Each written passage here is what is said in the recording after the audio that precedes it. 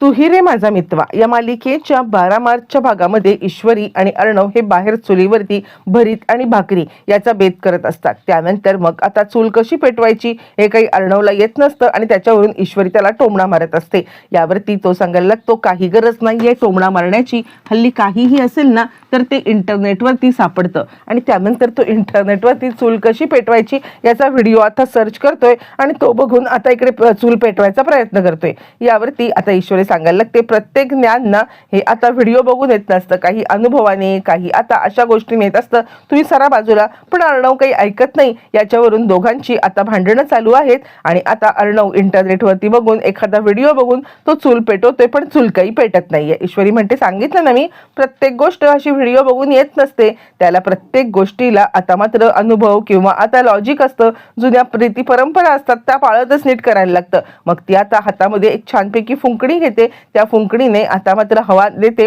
आणि त्या हवेमुळे आता ती आग पेटते. ईश्वरी म्हणते बघितलं का, नाहीतर याच्यावरती सर्च करताय how to fire Indian clay, काय बोलताय आणि काय तुम्हाला तो व्हिडिओ सापडणार आहे? अजिबात सापडणार नाही, असा कोणत्याही प्रकारचा आता व्हिडिओ नसतो. असं म्हटल्यावरती अर्णव आणि ईश्वरी दोघं जण छानपैकी चूल पेटवतात. मध्येच अर्णवचा हात भाजतो, ईश्वरी छानपैकी फुंकर मारते.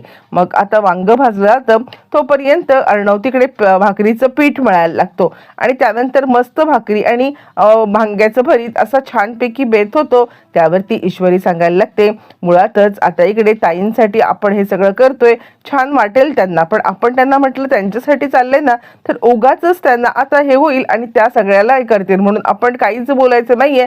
सगळ्यांसारखंच त्यांना सुद्धा छानपैकी जेवायला वाढायचं. मस्तपैकी भाकरीचं पीठ आता अर्णव मळून घेतोय. ईश्वरीचं भरीत झालंय आणि इकडे मामा आणि आकाश या दोघांनी आता भारतीय बैठक करायचं ठरवले. छानपैकी भारतीय बैठक करून जे काही जेवण बनवले ते जेवायचं. आणि तोपर्यंत तिकडे अंजली आली आहे. अंजली म्हणते काय चाललंय हे सगळं? यावरती मग आता मामा सांगायला लागतात अगं अंजली, तुला माहिती आहे का, म्हणजे आपल्या अर्णवने छानपैकी आज बेत केलेला आहे, तो म्हणजे भाकरी आणि भरीतचा. अगं स्वतः बनवतोय ईश्वरी आणि तो. यावरती आता अंजली विचार करते हे मुद्दाम ईश्वरीचंच काम असणार आहे. म्हणजे आता माझ्यासाठी चिंटूने मिसळ बनवली ना, मग आता हिच्यासाठी काहीतरी बनवायला पाहिजे, म्हणून हा सगळा घाट घातला असेल तिने. आता मुळातच अंजलीच्या डोक्यामध्ये मामीने असे काही विचार पेरलेले आहेत की ज्याच्यामुळे अंजली आता असा विचार करते आणि त्याचमुळे ती ईश्वरीला सुद्धा आता उगाचच डोक्यामध्ये विचार करत आहे. मग ईश्वरी छानपैकी आता भाकरी आणि भरीत बाहेरून आणते. त्यावरती मामा म्हणतात बघितलं का, मस्तपैकी भारतीय बैठक मांडलेली आहे, छानपैकी तुम्ही घरगुती जेवण बनवलं की नाही गावरान पद्धतीचं, मग जेवायला पण गावरान पद्धतच वापरायची. सगळेजण छानपैकी बसलेत. अंजलीला आता स्टूल दिलेला आहे आणि आजीला पण स्टूल दिले. दोघे जण छानपैकी आता वरती बसून बाकी सगळे छान खाली बसलेले आहेत आणि अंगत पंगत बसले, गप्पा मारत खात आहेत. आणि आता लगेचच अर्णव सांगतोय खरंच खूप छान झालंय. पण आता का कोणास ठाऊक अंजलीच्या मनामध्ये काही येतंय आणि अंजली मात्र या सगळ्यामध्ये आता थोडीशी उदास आहे आणि ती विचार करते ही ईश्वरी मुद्दामच सगळं करते आहे, मला चिंटूने मला केलं ना म्हणून हिच्यासाठी काहीतरी करायला पाहिजे ह्याच कारणासाठी. आणि त्यानंतर सगळेजण जेवत असताना अंजलीला मात्र आता उदास वाटतं आणि तिकडून ती उठते आणि लगेचच फोन लावण्यासाठी राजेशला ती आतल्या खोलीत जाते. बाकी सगळेजण आता ईश्वरी आणि अर्णव यांची तारीफ करत आहेत, छान जेवण झालंय, छान जेवण आहे. आणि त्यावरती मामा म्हणतात इतकं छान जेवण बनवल्यावरती अर्णव एक घास तर बायकोला स्वतःहून भरवायलाच पाहिजे तू. मग अर्णव सुद्धा पटकन तयार होतो आणि त्यानंतर तो आता ईश्वरीला छानपैकी एक घास भरवतो. ज्या वेळेला ईश्वरीला घास भरवतो इकडे आता अंजली चिडते, निघते आणि विचार करायला लागते वल्लरी बरं झालं मी जे काही करते ना त्यामुळे या सगळ्यामध्ये यांच्यामध्ये आता फूट पडत चाललेली आहे, ही गोष्ट तर खूपच चांगली आहे. लगेचच अंजली सर्वेशला म्हणजेच आता इकडे राकेशला कॉल करते आणि राकेश म्हणाला तो काय ग तुझा आवाज ठीक आहे ना, मला तुझा आवाज जरा थोडासा उदास वाटतोय. यावरती ती म्हणते नाही रे तसं काही नाहीये. त्यावरती तो म्हणतो नाही नाही असं कसं, काहीतरी झालेलं आहे, नक्की बोल बरं मला. यावरती ती सांगते अरे काही नाहीये, मी आता जेवत होते ना अचानक तुझी आठवण आली म्हणून मी इकडे आले. यावरती तो आता सांगायला लागतोय नक्की काहीतरी झालंय. मग ती सांगते काही नाही, ईश्वरी आहे ना इथे आल्यापासून तिचं जरा वागणं थोडंसं बदललंय, म्हणजे आता अर्णव माझी काळजी घेतो ना त्यामुळे ईश्वरीला मला असं वाटते की हे सगळं आवडत नाहीये. ती आता थोडासा माझा राग करायला लागते. त्यावर ती आता खूपच खुश झालेला आहे तो म्हणजे इकडे राकेश, आणि तो विचार करतोय बरं झालं म्हणजे आता ईश्वरी आणि हिच्यामध्ये जर का भांडणं झाली असतील तर ती चांगलंच आहे, किंवा हिच्या मनामध्ये जर का आता त्यांच्याबद्दल आकस निर्माण झालाय तर तो पण चांगलाच आहे. तितक्यात रिया तिकडे आलेली आहे आणि सर्वेश सर्वेश असा आवाज देते आणि नेमका तो आवाज इकडे आता अंजली ऐकते आणि अंजली म्हणते काय झालं, तुला कोणी तिकडे सर्वेश म्हणालं का? त्यावरती तो म्हणतो काय बोलतेस तू सर्वेश, आणि मला मला कोण इकडे सर्वेश म्हणणार आहे? नाही नाही, तुझा काहीतरी गैरसमज झालेला आहे असं म्हटल्यावरती ती म्हणते नाही रे, मी आत्ता ऐकलं की तुला कोणीतरी सर्वेश म्हटलं. यावरती तो म्हणतो नाही ग, तुझा काहीतरी गैरसमज झालाय, मला कोणी सर्वेश वगैरे काही बोलत नाहीये, चल ठेव. आणि तो आता रियाला फोन करतो, रियाला असा खून करतो की गप्प बस, काहीच बोलू नकोस. त्याच वेळेला तो फोन ठेवतो. रिया म्हणते काय चाललंय काय तुझं रे? यावरती तो म्हणतो अगं तुला कळतंय का, म्हणजे आता मला खरं तर माझी ताई आहे ना, आणि ताई माझ्याशी बोलतो समा तू सर्वेश सर्वेश मोठ्याने ओरडत आलीस, अगं जरा तरी हे बाळक, उगाच तिला संशय आला तर. यावरती रिया म्हणते काय तुझ्या ताईचा प्रॉब्लेम काय रे? सारखं सारखं सारखं सारखं आपल्याला फोन करत असते, हे बघ काही झालं तरी सुद्धा आपला प्रायव्हसी आहे की नाही. यावरती तो म्हणतो हे बघ ती माझी जबाबदारी आहे आणि तिला सांभाळणं माझं काम आहे. आणि त्यावरती रियाला साधारण संशय आलाय. बरं रियाला इकडे जरी संशय आला असला तरी तिकडे अंजलीला पण संशय आलेला आहे की राकेशने माझा फोन का ठेवला. इकडे राकेश रियाला शांत करण्यासाठी किंवा तिला भुलवण्यासाठी एक गोष्ट बोलतो आणि तो सांगायला लागतो हे बघ चल भूक लागले की नाही, जायचं ना बाहेर खाण्यासाठी, चल लवकर छानपैकी आता बाहेर जाऊया आणि मस्तपैकी खाऊया असं म्हटल्यावर ती मग दोघं जण बाहेर आलेत. बरं तोपर्यंत इकडे आता छानपैकी जेवण झाल्यामुळे मामांना जरा जेवण अति झाले आणि ते म्हणतात अरे देवा भरपूरच जेवण झालेलं आहे. तोपर्यंत इकडे आता वल्लरी लगेचच वरती एक ताट अंजली जेवलेली नसते ते ताट आता घेते आणि लगेचच त्यातलं सगळं सामान काढते आणि लपवून ठेवते, जेणेकरून ईश्वरीला असं वाटेल की इकडे आता अंजली जेवलेली आहे आणि ईश्वरी लगेचच ते ताट उचलून ठेवेल. बरं हे सगळं चालू असताना मग आता वल्लरी बरोबर प्लॅन करते आणि सगळं ताट खाली काढते, ताट रिकामं करते.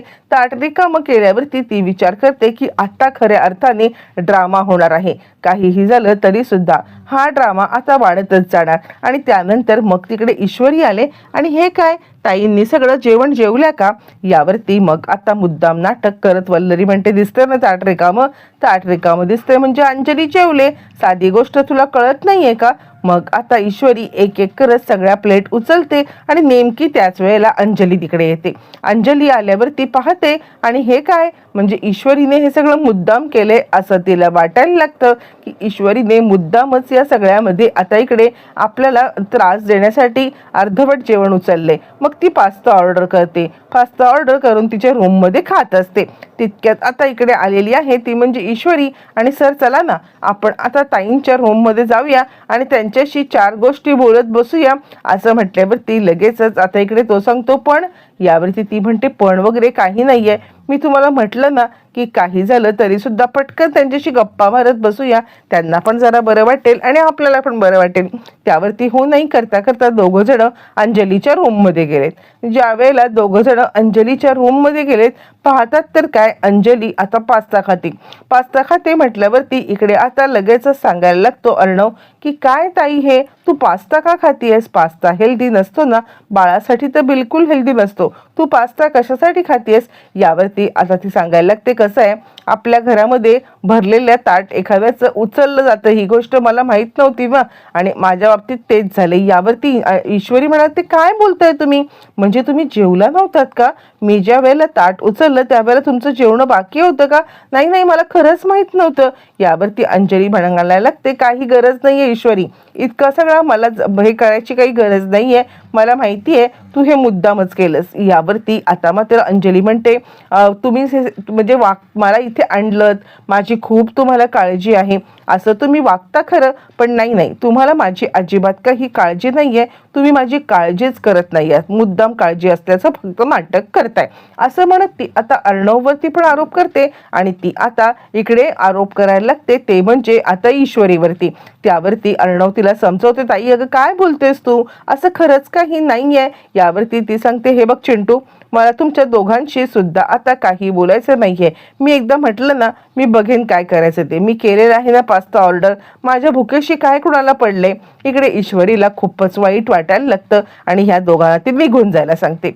त्याच वेळेला उदास अर्णव उभा असताना मामा तिकडे येतात आणि मामा म्हणतात, काय रे, काय झालं अर्णव, तू इतका उदास का आहेस. यावरती मग आता लगेचच अर्णव सांगायला लागतो की काही नाही, म्हणजे ताई आहे ना, ताई जरा खूपच वियर्ड वागती आहे.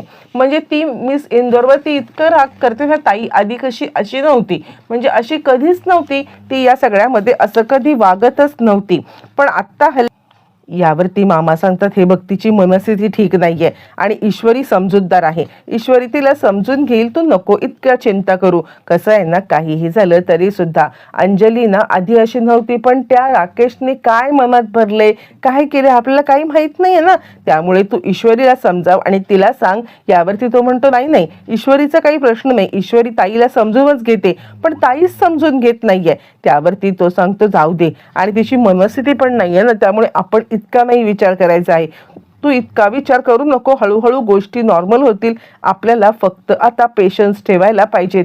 काहीही झालं ना तरी सुद्धा पेशन्स ठेवणं ही गोष्ट जास्त महत्त्वाची आहे. त्यामुळे मला असं वाटतं की आपण शांत बसूया आणि तू ईश्वरीला सुद्धा समजाव. असं म्हटल्यावर ती अर्णवला कुठेतरी मामांचं म्हणणं पटले. इकडे दुसऱ्या दिवशी वल्लरी तयार होऊन बाहेर चाललेली आहे आणि तिला आता मामा म्हणतात, काय कुठे स्वारी चालले. यावरती ती म्हणते, जाईन कुठेही, तुम्हाला काय करायचंय. तसंही तुम्हाला या घरामध्ये काही माझी आठवण असते, ते खाणं पिणं म्हटलं की ती ईश्वरी आहे. ती ईश्वरी सगळ्यांना खायला प्यायला करून देते, माझ्या हातची काही गरज पडली. यावरती मामा म्हणतात, असं कसं. अगं आईला सुद्धा वाटत असेल की तू या घरची मोठी सून आहेस, मोठ्या सुनेने घरामधलं काहीतरी करावं, घरामध्ये सगळ्यांची काळजी घ्यावी, पण नाही, तुला आता या सगळ्यामध्ये बाहेरच जायचंय. यावरती ती म्हणते, बघ मला कोणाची काळजी घ्यायची काही गरज नाहीये आणि मला कोणाला काही सांगायची पण गरज नाहीये. मला माझी कामं आहेत, तुमची ती आहे ना ईश्वरी, ती करेल घरातली कामं सगळी. तिला आता सांगा आणि ती या सगळ्यामध्ये तुम्हाला जे हवं नको ते नाहीतरी करत असतेच की, आणि त्यामुळे ती करून देईल तुम्हाला. मुळातच तिच्याच हातचं तुम्हाला आता आवडतं ना, आणि त्यामुळे तिच्याच हातचं खा. मला आता जाऊ दे बाहेर. असं म्हटल्यावरती आता लगेचच वल्लरी बाहेर निघाले. तोपर्यंत इकडे शिर्के आलेत. शिर्के आता मीटिंगच्या बद्दल सांगतायत आणि त्यावेळेला अर्णवला सांगतायत की मॅडम सुद्धा ह्या मीटिंगमध्ये बसणार आहेत का. यावरती अर्णव म्हणतो, नाही मला काही माहित नाहीये.